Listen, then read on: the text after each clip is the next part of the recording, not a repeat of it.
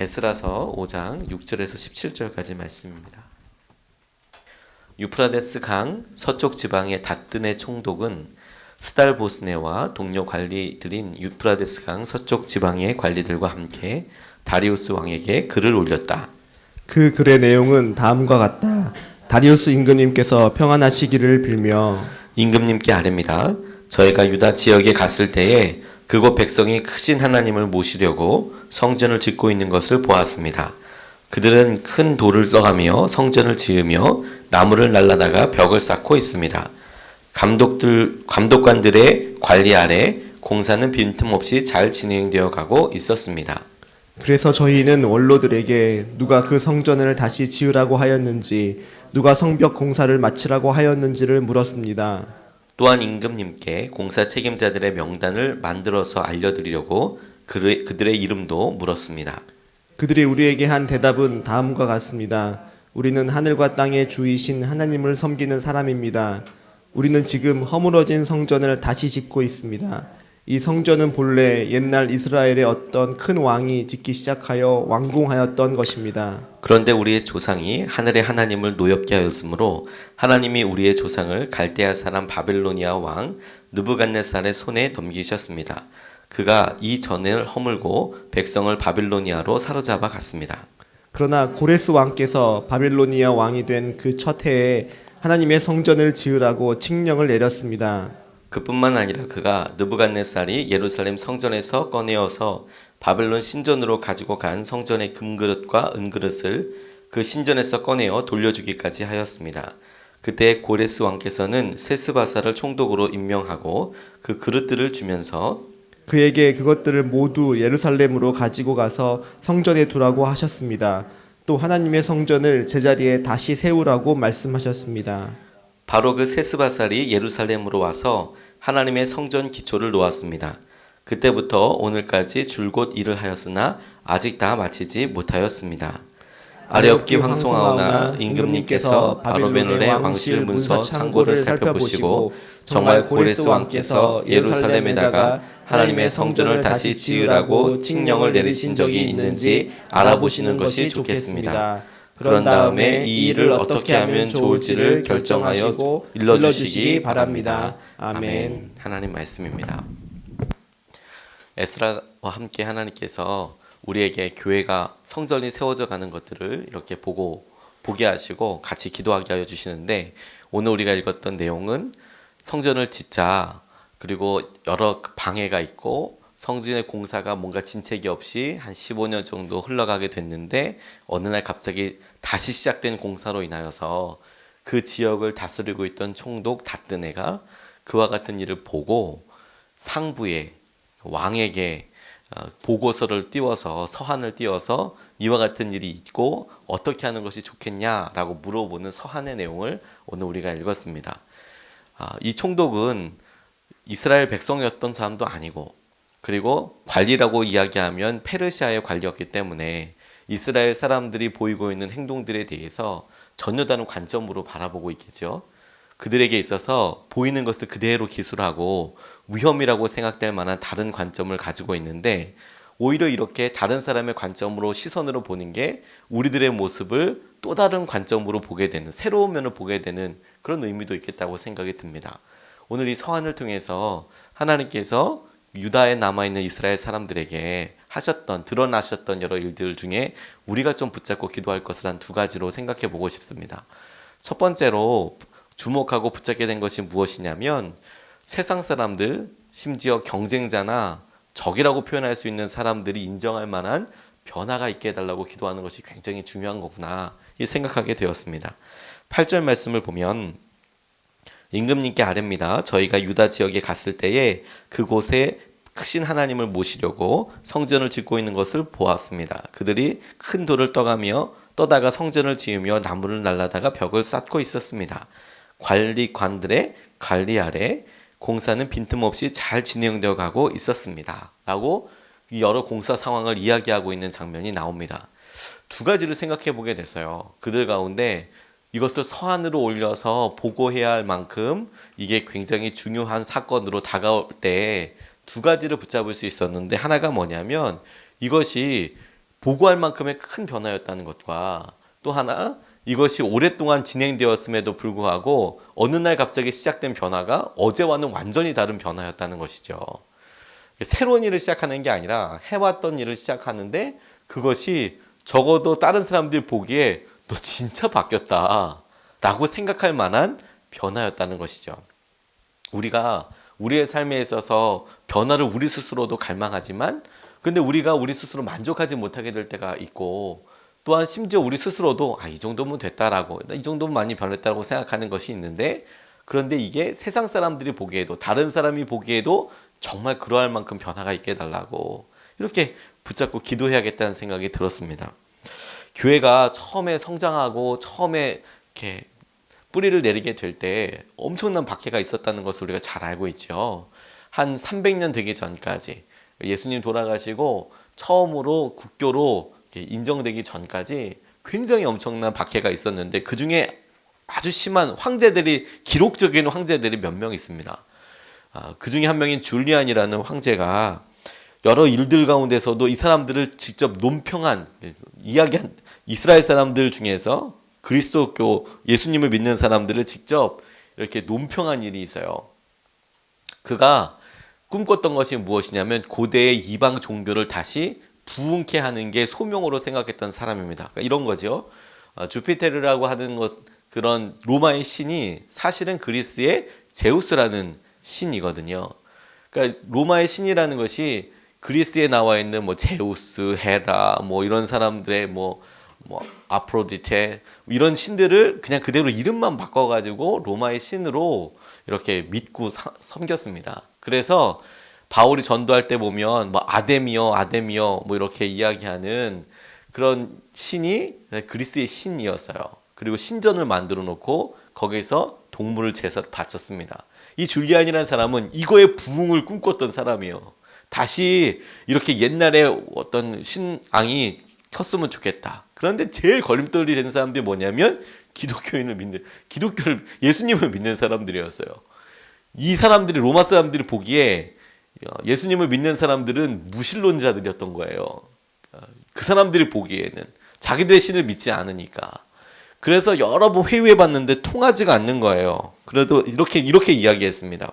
좌절감을 느끼면서 무신론이라고 얘기한 것은 기독교를 믿는 사람들 말하는 겁니다. 예수님을 믿는 사람들. 무신론은 특히 낯선 사람들을 사랑으로 섬기며 죽은 자들을 정성껏 장사 지냄으로써 발전해 왔다. 유대인들 가운데는 거지가 하나도 없다. 우리에게 속한 자들이 도움을 구하면 헛고생인데도 신앙이 없는 갈릴리인들은 가난한 동족뿐 아니라 우리 중에 가난한 자들까지 보살핀다는 사실이 우리에게는 수치다. 이렇게 이야기를 했어요. 그가 글을 남기면서 자기들에게는 자기들 동료들은 자기들 민족들은 자기들의 어떤 뭐 상관들에게나 귀족들에게도 아무 도움을 못 받는데 아니 이놈의 종교를 믿는 애들은 가난한 사람들이 없다고 주위의 사람들 다 돕고 그러니까 들어가지를 못한다고 그래서 이게 우리 종교의 수치다라고 이 줄리안이라는 황제가 거꾸로 이야기를 한 거죠. 이들 가운데 초대교회에서 믿었던 예수님 그분을 향한 믿음과 순종은 범접할 수 없는 거였다는 것이죠. 오늘 이 보고서에서도 보면 이 사람들이 사람 뽑아서 짓고 있는데 이게 진짜 위험한 수준입니다 라고 이야기하고 있는 거예요. 어느 날 시작된 우리의 공사와 우리의 마음이 하나님 이렇게 큰 마음으로 변화로 있게 해주십시오 뿐만 아니라 하나님께서 우리에게 이 일을 에스라와 함께 했었던 에스라의 서에 나오는 이 사람들을 통해서 고백하는 것을 보면 계속 해왔다고 본인들은 생각했던 것 같아요. 성전을 계속 지어왔는데 진 적이 없었다. 그런데 이것이 하나님께서 주시는 그날에 사람들이 모이고 결단하게 되니까 완전한 변화로 하나님께서 하는 시작으로 다스려지는 그날이 오는 것이구나. 하나님 이런 날이 우리에게 있게 해주십시오. 이것은 하나님께서 주시지 않으면 안 될 만한 변화라는 생각이 들었어요. 하나님 오늘의 그 갈망이 이루어지고 변화가 이루어지는 그날이 되게 주십시오. 이렇게 기도하고 싶습니다. 두 번째로 붙잡은 것은 무엇이냐면 하나님이 하신 일이라고밖에 설명되지 않는 일들이 일어나게 하소서. 아무리 생각해봐도 이건 하나님이 하신 일이다 라는 것이죠. 11절 12절 말씀 13절까지 보면 이렇습니다. 우리는 하늘과 땅의 주이신 하나님을 섬기는 사람입니다. 우리는 지금 허물어진 성전을 다시 짓고 있습니다. 이 성전은 본래 옛날 이스라엘의 어떤 왕이 짓기 시작하여 완공하였던 것입니다. 우리의 조상이 하늘의 하나님을 노엽게 하였으므로 하나님이 우리의 조상을 갈대아 사람 바벨로니아 왕 느부갓네살의 손에 넘기셨습니다. 그가 이 전을 허물고 백성을 바빌로니아로 사로잡아 갔습니다. 고레스 왕께서 바빌로니아 왕이 된 그 첫 해에 하나님의 성전을 지으라고 칙령을 내리셨습니다. 라고 이야기하고 있습니다. 그가 물어봤더니 이 유다의 장로들이 한 대답입니다. 하나님께서 이 일을 하셨다. 그런데 그 내용 가운데 고레스 왕이 칙령을 내렸다라는 것은 성전을 짓기 시작하기 전부터 사실로 있었던 팩트인 것이죠. 고레스가 칙령을 내렸다. 그런데 그와 같은 일이 있어서 이스라엘 사람들이 반응했다. 귀환해서 성전을 짓기 시작했다는 것은 그냥 명령에 의해서 있었던 것인데 이것을 해석하는 방법이 달라진 거예요. 해석하는 방법이, 고백하는 방법이 달라진 겁니다. 이게 무슨 말이냐 하면 하나님께서 친히 고레스 왕의 마음과 유다 사람들의 마음을 감동시키셨고 움직이셨지만 유다 사람들에게는 그것을 유지해갈 만한 믿음이 없었던 거예요. 그래서 처음에 돌아왔던 내용을 보면 에스라가 하나님께서 이 모든 일을 하셨지, 에스라서를 기록하고 있는 에스라가 이건 하나님이 하신 일이야 라고 기자의 입장에서, 성경을 쓰는 사람의 입장에서 고백하고 있는데, 지금 이 서신에 보면 유다 사람들에게 물어봤더니 장로들이 대답하기를 이 모든 일은 하나님께서 하셨습니다 라고 대답하고 있더라는 것이죠. 고백하는 사람이 에스라의 어떤 한 사람의 믿음 있는 사람의 관점에서 뿐만이 아니라 공사를 이루고 있는, 그것을 인도하고 있는 지도자들의 마음 가운데 동일한 고백이 되더라는 것이죠. 그런데 그 중에서도 이건 하나님이 하셨어라고 할 수밖에 없는 내용이 뭐냐면, 자기들이 이 모든 일이 왕의 칙령을 받아서 하고 있는 일이지만 이 일은 사실 하나님께서 시작하신 것입니다 라고 고백하고 있는 내용이에요. 하나님께서 하셨습니다. 왕을 통해서나 우리의 마음을 움직이게 하신 것이나 하나님이 하시고 계십니다 라고요. 하나님께서 당신의 이름을 드러내고 하나님께서 이 모든 일을 하셨음을 사람들한테 명명백백하게 드러내게 하시는 사건이 하나님만이 하실 수 있는 일이라고요. 그런 일들이 우리 가운데 일어나게 하여 주십시오. 하나님, 우리의 삶에서 우리가 반복되고 우리의 직장과 우리의 가정과 우리의 교세권 안에서 하나님께서만 하실 수 있는 복음이 드러나고 하나님이 하신 일들이 드러나는 하나님 그런 만남과 그런 상황과 하나님 그런 고백과 대화가 있게 해주십시오. 이게 하나님께서 우리에게 붙잡고 나아가게 하시는 방법이구나. 우리는 특별한 어떤 것을 생각하고 사건이라고 생각하고 있지만 하나님께서는 그게 우리의 마음의 방향과 고백에서부터 시작한다고 말씀하신다고 생각하게 되었어요. 어제 예보미가 태어났습니다. 우리 정용호 권사님, 박경민 집사님 이제 아이가 태어나서 아주 순산하셨다고, 어제 바로 집에 가셨다고 통화를 하게 되었어요. 아이가 태어나는 것이 굉장히 기쁜 일이고 즐거운 일이고, 하지만 각 가정들마다 이런 기적과도 같은 일들이 있지요. 그렇게 자주 일어나는 기적이 사실 자주 일어나는데 기적이에요. 너무 기쁜 일이고 감사한 일이죠. 그런데 똑같이 아이를 낳았는데 특별한 기도를 드린 부부가 있었습니다. 어떤 사람이 아이를 낳고 아이를 임신했다는 이야기를 듣고 뭐라고 이야기했냐면, 그의 아내 아델리아라는 아내 옆에서 사랑하는 하나님, 우리에게 아들을 주시려거든 그가 중국에서 당신을 위해 일할 수 있도록 해 주십시오 라고 이렇게 기도했다는 거예요. 중국에서 일하게 해 주십시오 라고요. 근데 이때는 굉장히 오래된 전이었거든요. 1832년. 그러니까 청나라 때잖아요. 청나라 때 아이가 이렇게 임신되어 있는 아내를 보고 얘가 아들이거든 중국에 가서 사역하게 해 주십시오 라고 기도를 했다는 거예요. 그런데 아이가 태어났는데 진짜 아들인 겁니다. 그런데 이 부부가 아이한테 너 중국 가라, 선교사 가라 이렇게 얘기하진 않았다는 거야. 한 번도. 그냥 중국 가게 해주세요 라고 기도하고 있는데, 근데 아이가 점점 자라면서 특별한 일들을 하더라는 거죠. 놀면서 난 중국 갈 거야 막 이렇게 얘기를 하더라는 거죠. 얘가 지금 기도를 알고 있나 모르고 있나 막 그러면서 생각을 하고 있는데 공부를 열심히 하기 시작해서 의학도 공부하고 그러더니 어느 순간에 중국에 갈 걸 스스로 준비하기 시작하더라는 거예요. 한 30살이 되고 나니까.